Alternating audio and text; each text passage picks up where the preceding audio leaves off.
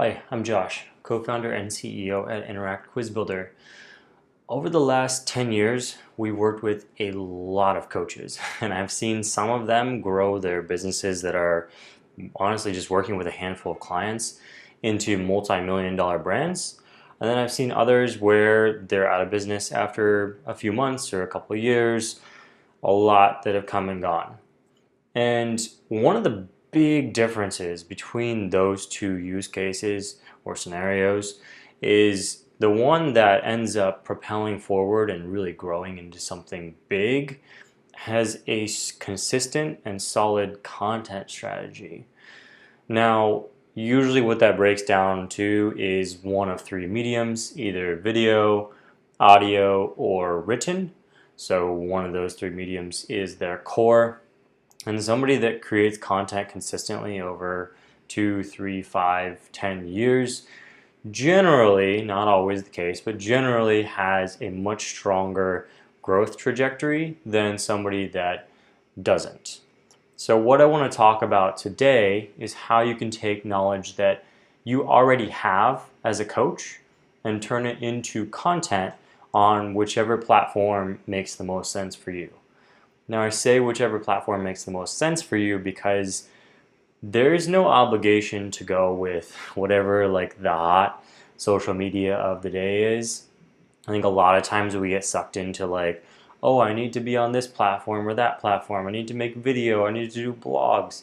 Blogs probably hasn't been for a while, but you often can get sucked into this idea that you have to do it a certain way. I would argue that what you have to do is the thing that you can actually do consistently. Because what's going to matter in the long run, and content is very much a long game, is that you do this consistently over time. So 1, 2, 3 pieces of content each week for the long haul is going to far outperform, jumping onto the latest trending platform, getting a big following even, and then petering out because it's just not something you want to do. So that's why I would say that. Now, once we get down into taking information and knowledge that you already have and turning it into content, that's where the platform does become important. So let's take written as an example. If you're writing blogs, then you're often going to be answering questions that you already answer within your coaching practice.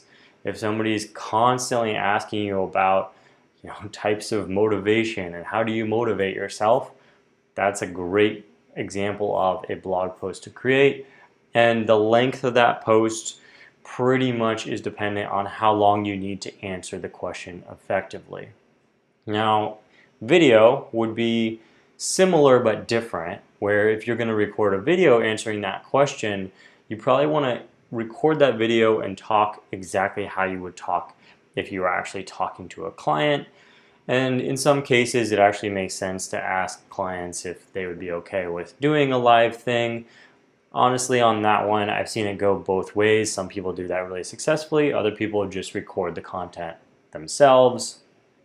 Then if you're on social platforms where the videos are shorter in length, that's where you need to condense that longer video that might be good for YouTube down into like a 2-minute or a 1-minute video for Instagram Reels or onto TikTok or Twitter, depending on whichever platform.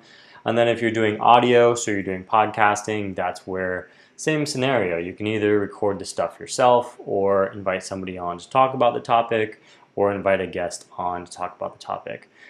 Now, none of these things is easy, and that's why I just really want to hark on that point of if it's not something that you really enjoy creating, you're probably not going to be consistent with it for the long term. I can definitely attest to that myself, having been a content creator for the last 10 plus years.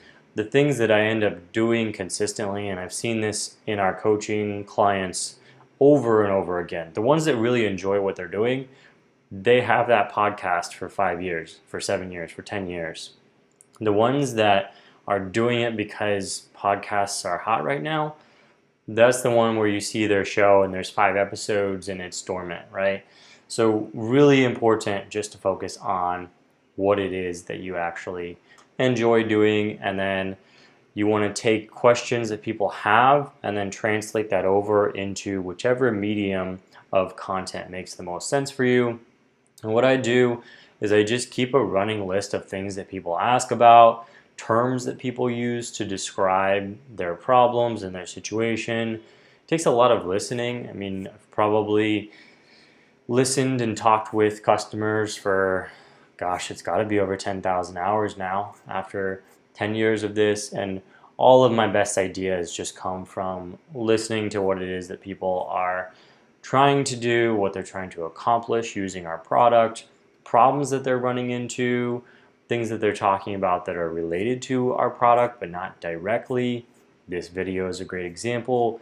We're not a content platform, but we do work with a lot of coaches who are wanting to create content. And so this is a perfect example of an idea for a piece of content that we would have, and I'll just keep a running list of these.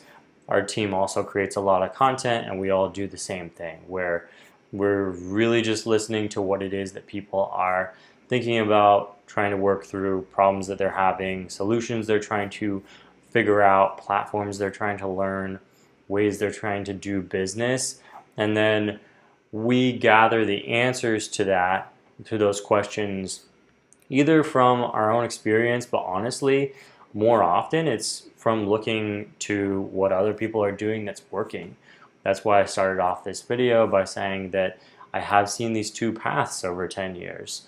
Somebody that's really consistent with creating and building a following around their content is much, much more likely to have a strong, growing business that even allows them to go passive, like you still have to be involved, but a larger company where you're actually able to take a step back and enjoy your life a little bit more. Oftentimes that's associated with somebody that has created a lot of content and has been doing so consistently versus somebody that has not. So we will often look to our customers to kind of give us the answers to the questions that other people are asking. And of course, like, you want to keep it all relational and give credit where credit's due. When you get a great answer from a customer, make sure to shout them out, link to them, mention them in whatever form of content you're making, and that's a really awesome way of building that rapport over time as well. So just to recap, the key elements to this is, number one, creating content that you actually want to be creating consistently. And then number two, really deep listening to your customers. And if you've been in business for a while, you probably could sit down and write out 50 questions that are frequently asked. That can be your starting place for content. And then as you're going, just keep track of all those questions and then turn them into posts over time. And you too will be able to be a coach that has that consistent content presence and is able to slowly change your trajectory over time using content marketing.